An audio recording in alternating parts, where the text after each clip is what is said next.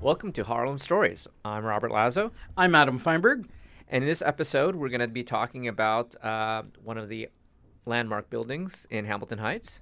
The Hamilton Palace Theater, or otherwise known as the Hamilton Theater, it's on Broadway between 146th, well, the corner of 146th, and going along Broadway toward 147th. Hamilton Palace Theater is a fascinating building. It was originally built as a vaudeville theater.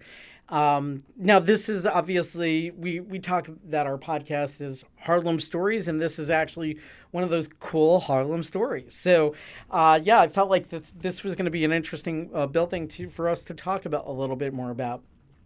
So it was built a little over 100 years ago. We're approaching the 110th anniversary next year.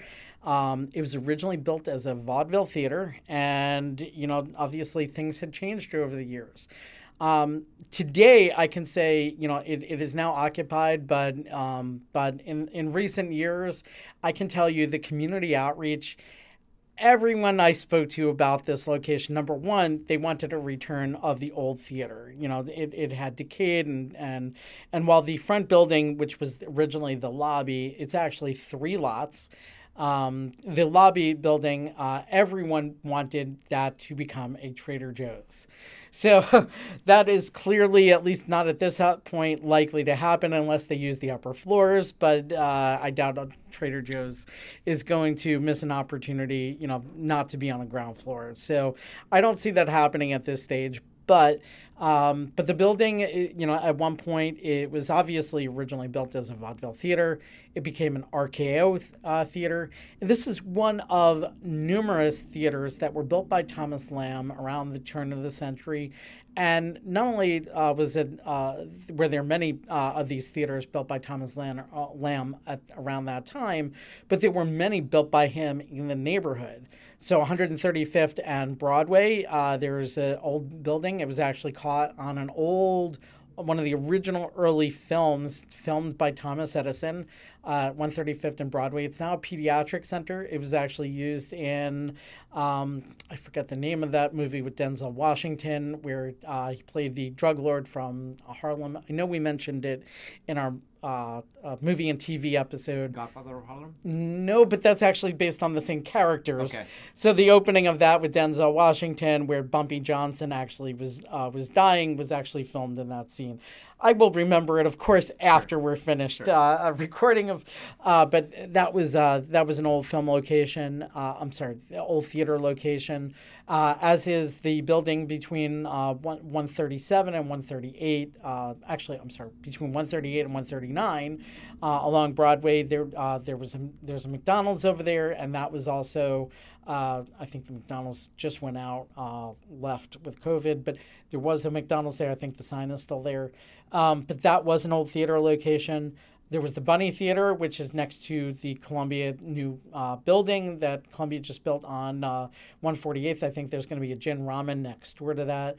The Bunny Theater, it was a 99-cent theater, 99-cent store for a while.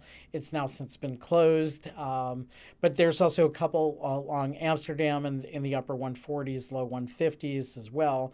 So there were all these old theaters that were, obviously that was kind of a big thing, around, the turn of the century to the 1920s in the neighborhood. All these buildings, none of them are theaters anymore. They've all been converted into other use spaces. Most frequently, churches have been the most common use of them. But yeah, certainly retail as well.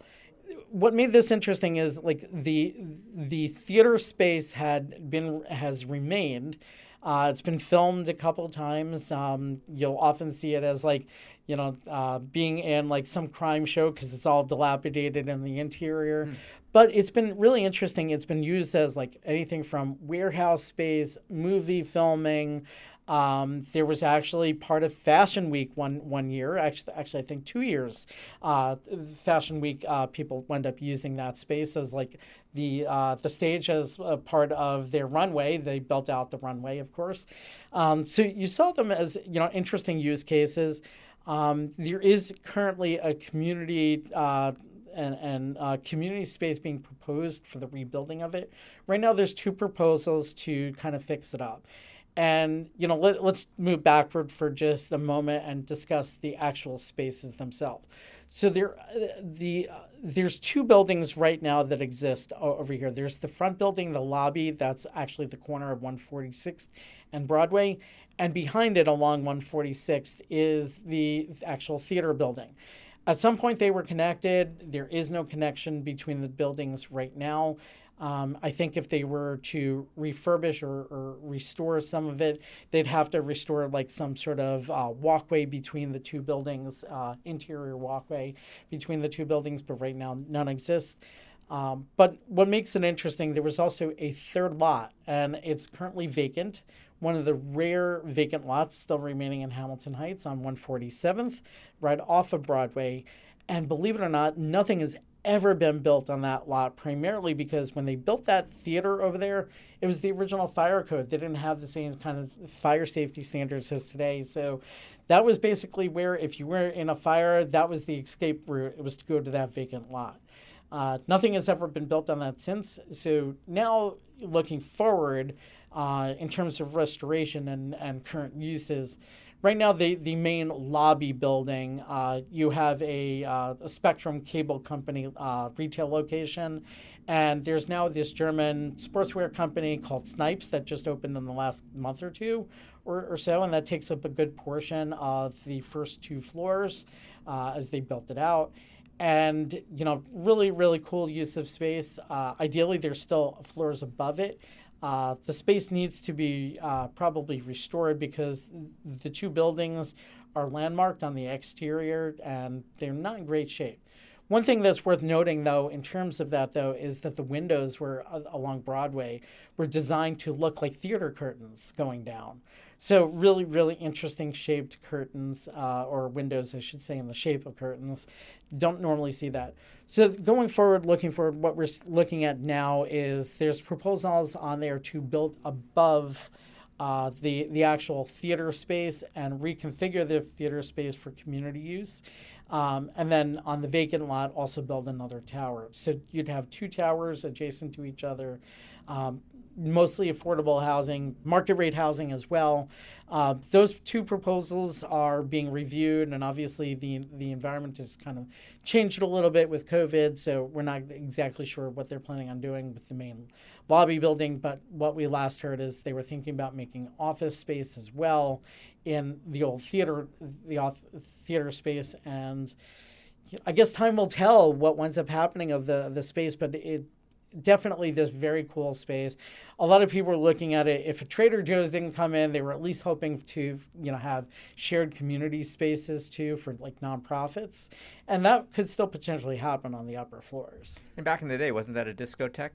Yeah, at some point it was actually a disco. So at the theater space at some point it was originally a vaudeville theater, then an RKO theater, then it became a church, a disco, and then finally like multi-purpose use, like open space, warehouse, filming, etc.